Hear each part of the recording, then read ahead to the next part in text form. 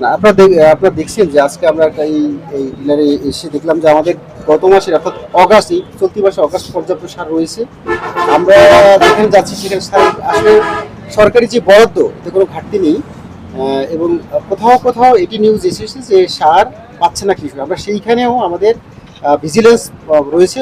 আমরা কয়েক জায়গায় বিগত জিনিসটা হয়েছে যে যারা সার গুদামজাত করেছিল তারা সেগুলো আমরা উদ্ধার করেছি।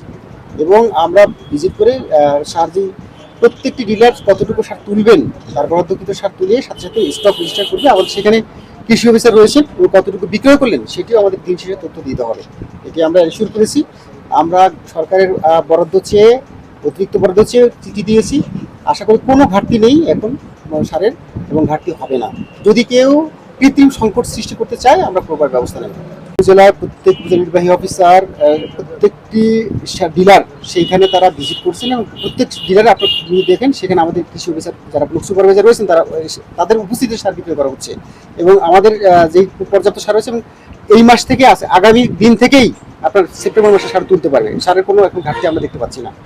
এখনো পর্যন্ত প্রায় ১,১২৯৩ বস্তা সার উদ্ধার করা হয়েছে এবং ৩ লক্ষ টাকার মতো জরিমানা করা হয়েছে। আমরা চাচ্ছি ভিজিলেন্স অব্যাহত থাকবে। প্রত্যেক উপজেলায় আমাদের মোবাইল টিম রয়েছে এবং কৃষি অফিসার যারা রয়েছেন তারা প্রত্যেকটি পয়েন্টেই থাকবেন। কেউ যদি সার নিয়ে ব্যত্যয় করে বা কোনো অনিয়ম করে তাহলে আমরা প্রকল্প ব্যবস্থা নিচ্ছি।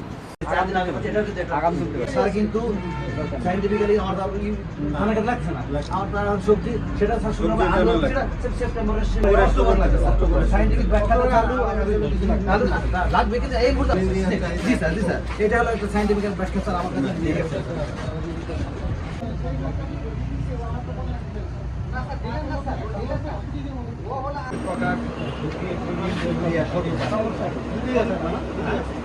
ইন্ডিয়া এবং নন ইন্ডিয়া দুটাই আগে তখন আমি সবই পাবো। তারপরে যখন বিশেষ লাইসেন্স দিল বেশি বন্ধ হলো বিশেষ